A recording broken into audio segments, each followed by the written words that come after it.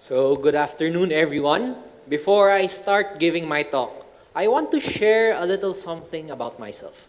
You know, I used to be like you guys, your average Judenite, but more to that, I'm your typical pasaway, which means naughty or stubborn, hard-headed kid who always snuck away in class just to play basketball sa covered court here in St. Jude Catholic School. So, which is why, I guess, the impression that I gave my teachers back then was I was your happy-go-lucky guy. And so that was me, Kevin C., back in year 2012. But here I am standing right in front of you, giving you this talk, which I never imagined myself doing. But I guess I did something right, and that's my thesis project, the redevelopment of Manila Zoo. So how many of you have been to Manila Zoo? Raise your hands. Okay, there seems to be only a few. So for those who didn't, or may not be familiar with it, Manila Zoo has been part of the childhood of every 90s to 2000s kid. A place where Manileños go for leisure. Manila Zoo opened on July 25, 1959. And as you can see in these photos, so this photo was taken during the year 1979.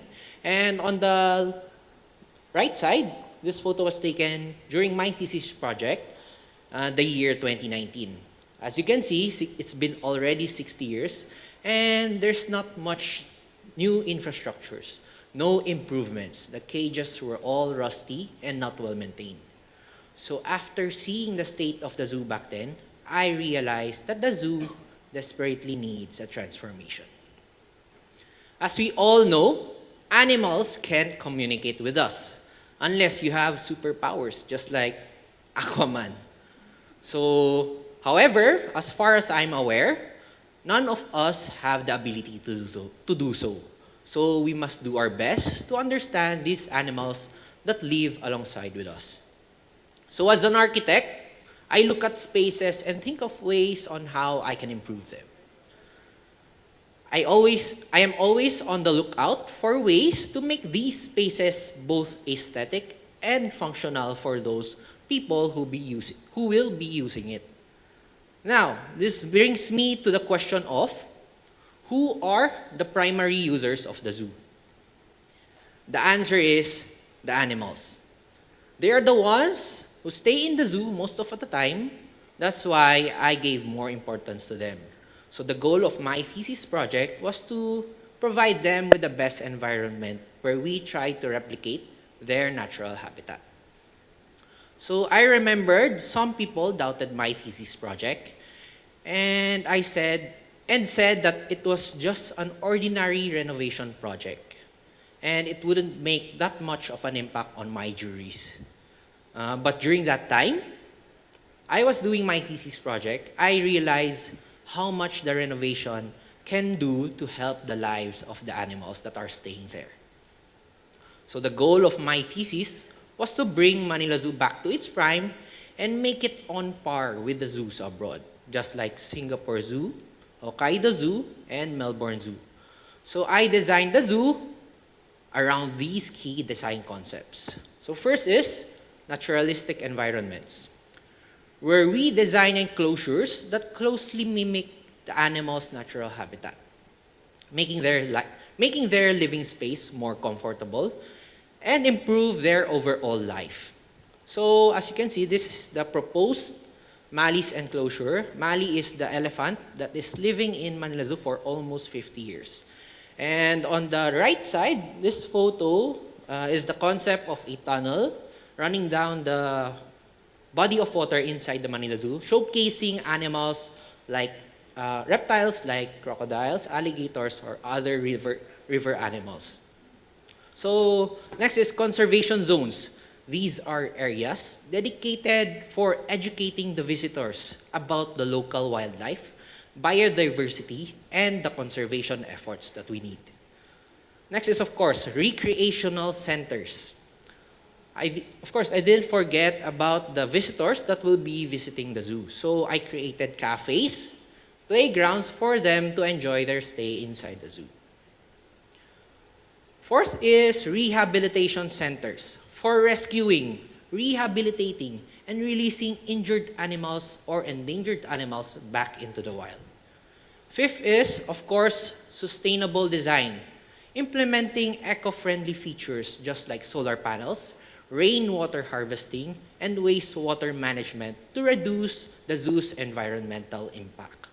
And finally, functional aesthetics that I achieve by using indigenous materials that are locally available in the Philippines.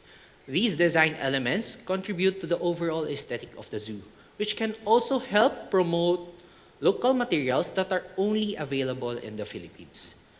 You know, I'm not fond of doing research and planning, but the motivation to pass my thesis project gave me the drive to work harder. I'm assuming everyone here wants to pass and graduate on time, right? So throughout my thesis journey, in all honesty, I didn't have a hard time in planning and communicating with the people of the local government.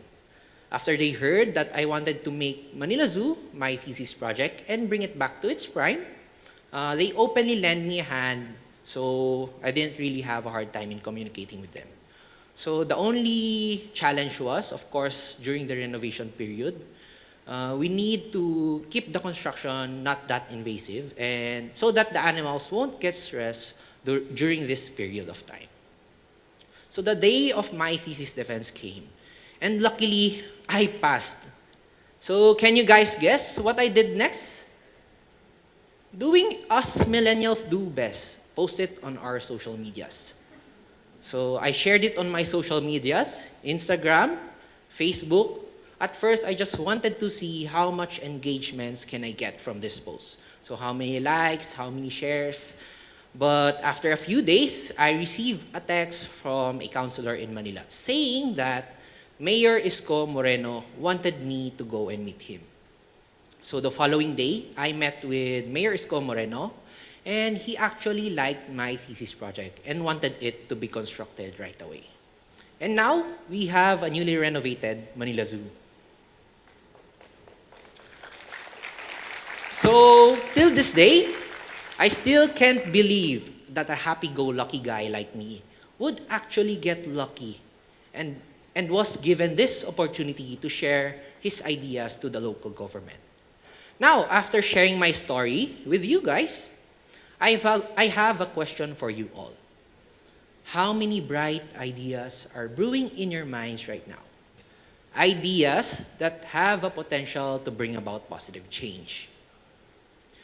I remember an incident back then, after I posted my thesis on social media, that some of the people are saying, "Why are you proposing your thesis project to Mayor Isko when you're not even an architect yet? Setbacks like these are not your fault. When you let your voices be heard, you open a plethora of positive and negative feedback. This is completely normal."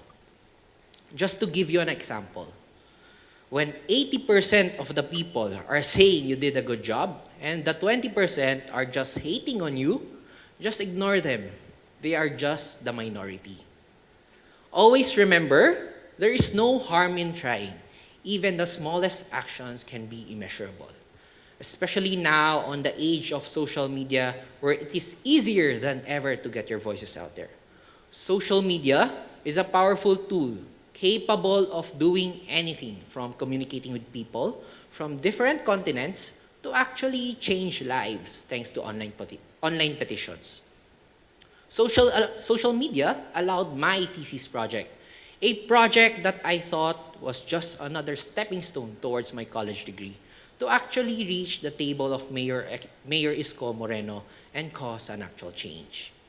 So through the redevelopment of Manila Zoo, helping the lives of both animals and the people who are visiting it. So what does that mean to you guys? It means that even the smallest ideas with proper planning and execution can become a reality. These days, people are more connected because of things like social media and the internet.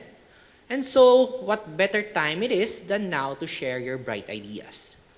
I'm sure some of you here are scared to share your ideas.